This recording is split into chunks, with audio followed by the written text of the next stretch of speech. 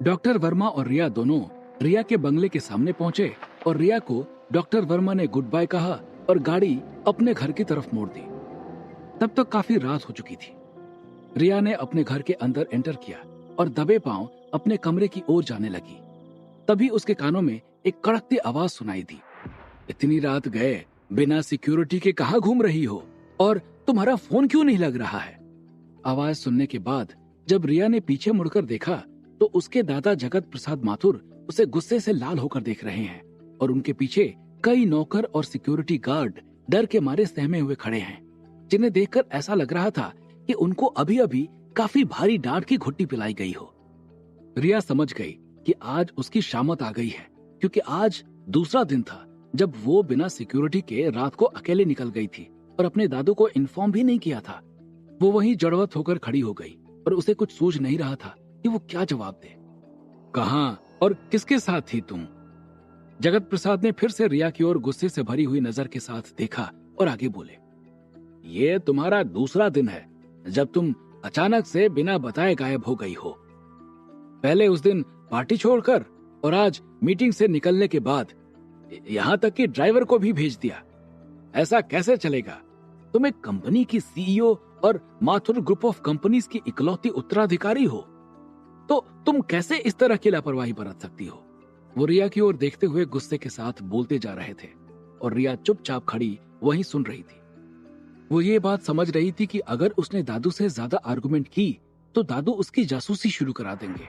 इससे उसका करणवीर के साथ वाला प्रोजेक्ट बंद हो जाएगा, इसलिए वो चुपचाप वहीं खड़ी रही।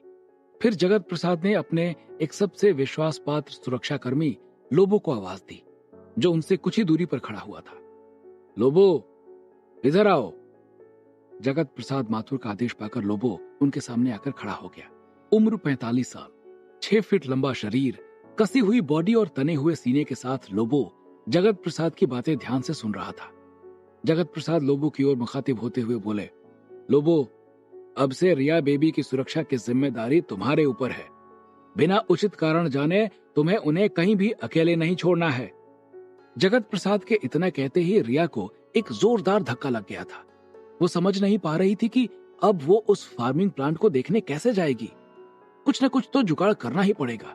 सोचते हुए रिया अपने कमरे की ओर चली गई। डॉक्टर वर्मा गिरीश धमीजा के बारे में सोचते हुए कार चलाते हुए जा रहे थे कि जिस अमन का इस माथुर ग्रुप ऑफ कंपनीज में बराबर की हिस्सेदारी होनी चाहिए थी, वो आज रिया के सचिव बनकर उसकी कंपनी में नौकरी कर रहा है।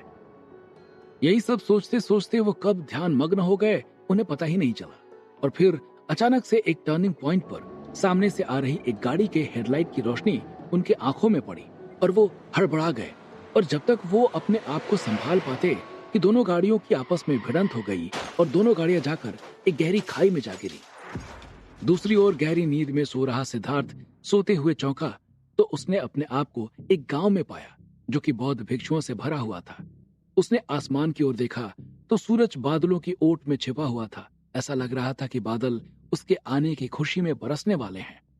वो वहां का नजारा देखकर हैरान रह गया, क्योंकि आने जाने वाला हर भिक्षु उसकी ओर देखकर सिर झुकाकर निकल रहा था, जैसे ऐसा लग रहा था कि वो कोई बहुत बड़ा धर्म गुरु हो जिसका सम्मान हर कोई कर रहा है। वो धीरे धीरे आगे बढ़ता जा रहा था और उसे ऐसा एहसास हो रहा था कि वो इस जगह से वाकिफ है। चलते चलते वो एक बहुत बड़े बौद्ध मठ के सामने पहुंचा और अपने आप उसके कदम उस मठ के अंदर चले गए, जहां पर भगवान गौतम बुद्ध की साधना में लीन मूर्ति लगी हुई थी। वो उसके सामने जाकर खड़ा हो गया। तभी उसके पीछे से एक आवाज आई, तुम आ गए, मुझे यकीन था कि तुम आओगे। उसकी आवाज सुनकर सिद्धार्थ ने पीछे मुड़कर देखा तो देखा कि एक बौद्ध धर्म गुरु खड़े हैं। वो कमर से थोड़ा आगे की ओर झुके हुए हैं और उनके चेहरे को देखकर साफ पता चलता है कि ये 100 वर्ष की उम्र पार कर चुके हैं। सफेद बाल और दाढ़ी में से घिरा हुआ उनका चेहरा सूरज की तरह दमक रहा है। सिद्धार्थ घूमकर उनकी ओर आगे बढ़ गया और उन्हें प्रणाम करके एक तरफ खड़ा हो गया और उनकी ओर देखने लगा। उन्होंने सिद्धार्थ के कंधे पर हाथ रखते हुए पूछा, तुम्हारा अब तक का सफर कैसा रहा? सिद्धार्थ ने बिना ज्यादा सोचे समझे जवाब दिया, बहुत बढ़िया। सिद्धार्थ की बात सुनकर वो मुस्कुराए और बोले, बहुत अच्छा। उम्मीद है तुम्हारा आगे का सफर भी इसी तरह आसान होगा। कहते हुए उन्होंने सिद्धार्थ को अपने पीछे पीछे आने का इशारा किया और मठ के अंदर लगी भगवान बुद्ध की बनी हुई मूर्ति के पीछे से होते हुए एक दरवाजे के अंदर घुसे। और फिर जब वो उससे बाहर निकले तो वो एक विशाल खुले मैदान में खड़े हुए थे, जहां कम से कम 1000 बौद्ध भिक्षु मार्शल आर्ट्स का प्रशिक्षण ले रहे थे, जिन्हें देखकर सिद्धार्थ को थोड़ा आश्चर्य हुआ कि आखिर हो क्या रहा है। वो सोच ही रहा था कि तभी वो बौद्ध धर्मगुरु आगे बढ़े और बोले कि क्या तुम तैयार हो? उसके हाँ कहने पर उन्होंने अपने गले में पहनी हुई माला को बाहर निकाला, जिसमें एक पीले रंग का पत्थर लगा हुआ था और उसमें से पीले रंग की रोशनी निकल रही थी।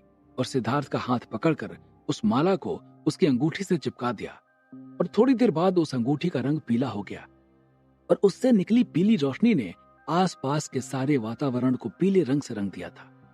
थोड़ी देर बाद सिद्धार्थ को ऐसा एहसास हुआ कि जैसे उसकी आत्मा उसके शरीर से बाहर आ गई हो और उसका शरीर वहीं खड़ा रह गया हो। और ऐसा सिर्फ लग नहीं रहा था, ऐसा हुआ भी था। सिद्धार्थ को साफ साफ अपनी आंखों के सामने अपना शरीर दिखाई दे रहा था। अचानक से उसे एहसास हुआ कि उसके पीछे कोई खड़ा है और जब उसने मुड़कर देखा तो वहां एक लंबा चौड़ा मार्शल आर्टिस्ट अपने हाथ में बांस की 2 लंबी लाठियां लेकर खड़ा हुआ था और उसने एक लाठी सिद्धार्थ की ओर उछाली और सिद्धार्थ ने उसे ऐसा लपका जैसे कि वो कोई सधा हुआ मार्शल आर्टिस्ट हो। और फिर उसने सिर झुकाकर सिद्धार्थ का अभिवादन किया और फिर लाठी से प्रहार किया।